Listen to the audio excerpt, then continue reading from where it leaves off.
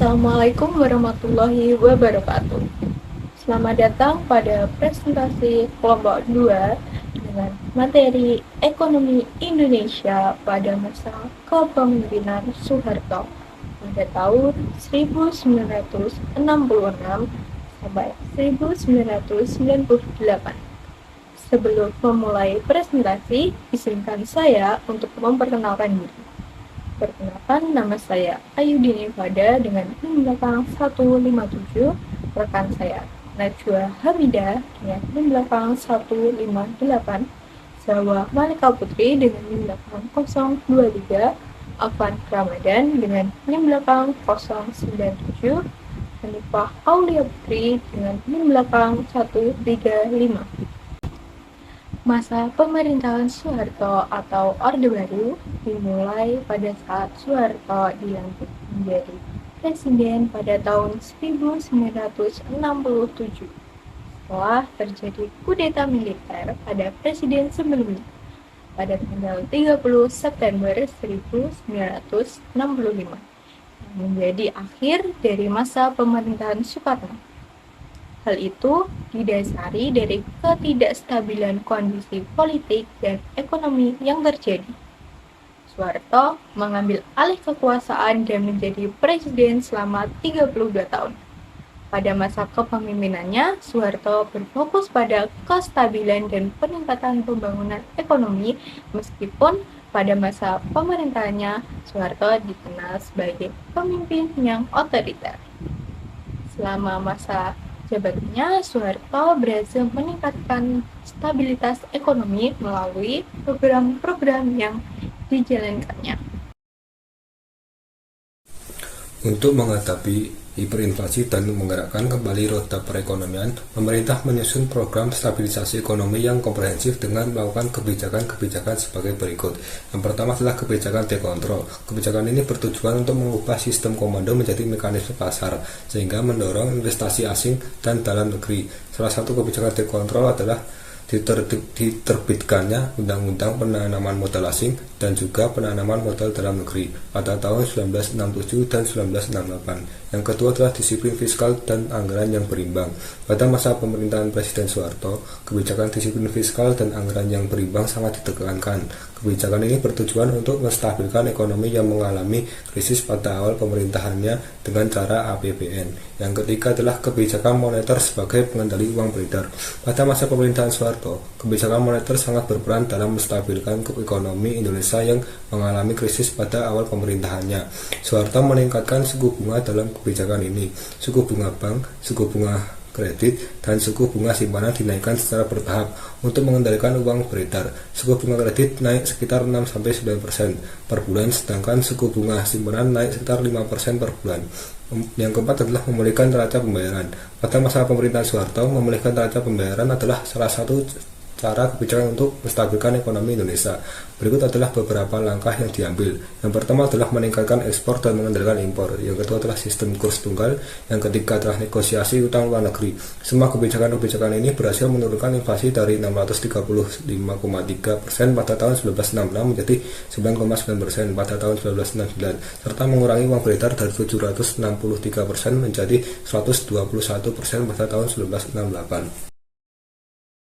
Repelita atau Rencana Pembangunan 5 Tahun adalah satuan perencanaan yang dibuat oleh pemerintah Orde Baru di Indonesia yang dilaksanakan selama 30 tahun masa jabatan Presiden Soeharto. Repelita 1. Repelita 1 ini dimulai pada tanggal 1 April 1969 hingga 31 Maret 1974. Repelita 1 ini berfokus pada pembangunan di bidang pertanian yang memiliki kebijakan, yaitu revolusi hijau. Revolusi hijau ini dapat mendorong inovasi dan pengembangan teknologi dan penyimpanan hasil panen. Sasaran Repelita 1 ini yaitu pada pangan, sandang, perbaikan prasarana, perumahan rakyat, perluasan lapangan kerja, dan kesejahteraan rohani. Tujuan Repelita 1 ini untuk meningkatkan taraf hidup rakyat dan sekaligus meletakkan dasar-dasar bagi pembangunan dalam tahap berikutnya.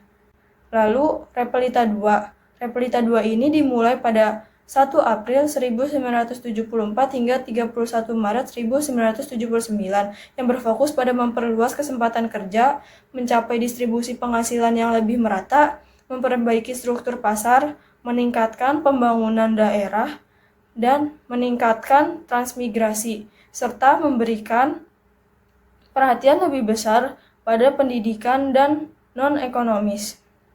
Sasaran Repelita 2 ini terdapat pada tersedianya pangan, sandang, perumahan, sarana dan prasarana, mensejahterakan rakyat, dan memperluas kesempatan kerja. Tujuan Repelita 2 ini untuk meningkatkan pembangunan di pulau-pulau selain Pulau Jawa, Bali, dan Madura, diantaranya melalui transmigrasi. Repelita 3 yang dimulai pada 1 April 1979 hingga 31 Maret 1984 yang berfokus untuk meningkatkan ekspor dengan menekankan pada bidang industri padat karya, memperluas pemasaran komoditas perdagangan internasional. Lalu memiliki kebijakan yang menekankan pada bidang industri padat karya untuk meningkatkan ekspor, berlandaskan pada trilogi pembangunan dengan fokus pada pemerataan, menerapkan 8 jalur pemerataan. 8 jalur pemerataan tersebut, yang pertama pemerataan pemenuhan kebutuhan pokok, terutama pangan, sandang, dan perumahan. Yang kedua pemerataan kesempatan peroleh pendidikan dan pelayanan kesehatan. Yang ketiga pemerataan pembagian pendapat. Yang keempat ada pemerataan kesempatan kerja. Yang kelima ada pemerataan kesempatan berusaha. Yang keenam ada pemerataan kesempatan berpartisipasi dalam pembangunan. Kemudian terdapat Repelita keempat yang berlangsung pada 1 April 1984 hingga masa berakhirnya yaitu pada 31 Maret 1989. Repelita keempat memiliki fokus pada pengembangan industri yang dapat menghasilkan mesin-mesin industri sendiri dan juga memiliki fokus pada bidang pertanian.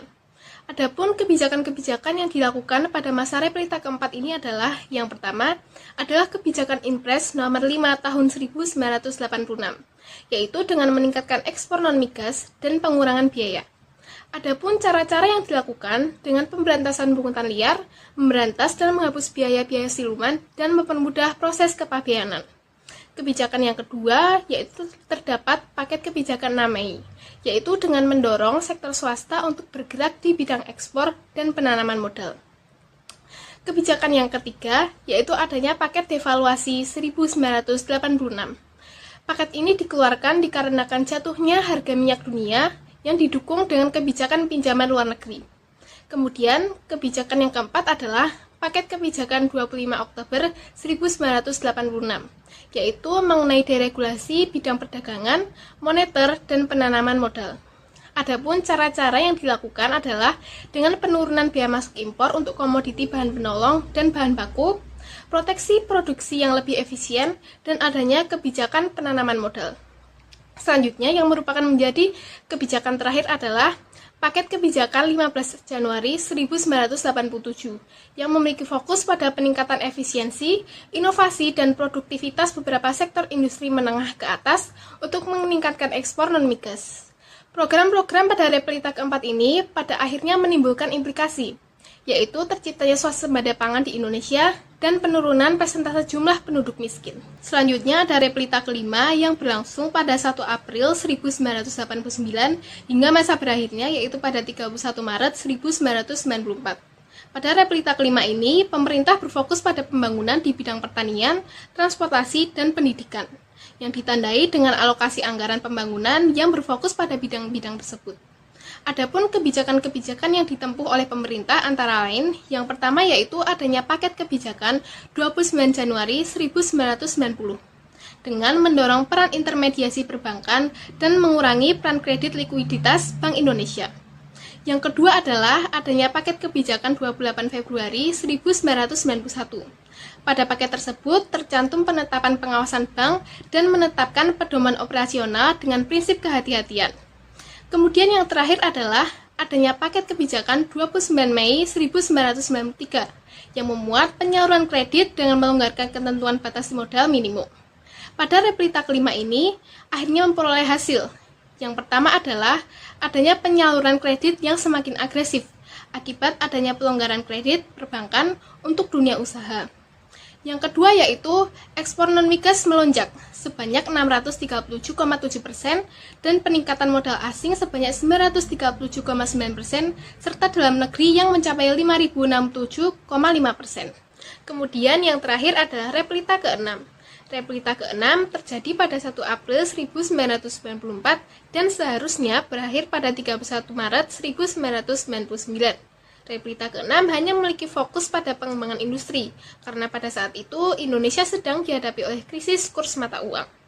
Adapun kebijakan-kebijakan yang seharusnya ditempuh oleh pemerintah Indonesia pada masa replita ke-6 ini adalah dengan mendorong ekspor non-migas, pemberdayaan sumber daya manusia dengan mendirikan program pendidikan atau pelatihan bagi industri menengah atau kecil, dan juga pemerataan pembangunan, khususnya pada kawasan di luar Pulau Jawa dan pada Indonesia di bagian timur. Pada saat itu, sebenarnya Indonesia telah mengalami peningkatan pertumbuhan ekonomi, yaitu berada di atas 7%. Dan mengapa saya mengatakan bahwa replita ke-6 seharusnya berakhir pada 31 Maret 1999, karena pada tahun 1997, Indonesia dihadapkan oleh krisis moneter, pembengkakan hutang, dan maraknya kasus korupsi serta penyelundupan barang ilegal ke Indonesia. Karena kondisi yang chaos tersebut, kebijakan-kebijakan tersebut pada akhirnya tidak selesai dilakukan dan menjadi kegagalan bagi pemerintah Orde Baru. Pada akhirnya terjadi reformasi yang dilakukan oleh mahasiswa dan Presiden Soeharto turun dari jabatannya pada tahun 1998. Kesimpulannya adalah, pemerintahan Presiden Soeharto yang berlangsung selama lebih dari 3 dekade membawa dampak signifikan bagi Indonesia. Pada masa Orde Baru, Soeharto berhasil menciptakan stabilitas politik dan keamanan yang menjadi landasan pertumbuhan ekonomi dan pembangunan nasional. Melalui kebijakan seperti Rencana Pembangunan 5 Tahun, Swasembada Beras, dan industrialisasi, Indonesia mengalami peningkatan ekonomi, infrastruktur, dan kesejahteraan masyarakat, serta berhasil menekan angka kemiskinan dan buta huruf. Namun di sisi lain, pemerintahannya dikritik karena otoritarisme, pembatasan kebebasan politik, sentralisasi kekuasaan, serta praktik korupsi dan nepotisme yang melanda luas. Pada akhir masa pemerintahannya, terjadi krisis moneter yang memicu keruntuhan ekonomi dan menggoyahkan legitimasi rezimnya, yang berujung pada lengsernya Soeharto. Secara keseluruhan, meskipun pemerintahan yang membawa berbagai kemajuan ekonomi dan pembangunan bagi Indonesia, pengaruh negatif dari kekuasaan yang otoriter dan masalah korupsi meninggalkan warisan kompleks bagi sejarah Indonesia. Itu saja presentasi dari kami, kurang lebihnya mohon maaf. Wassalamualaikum warahmatullahi wabarakatuh.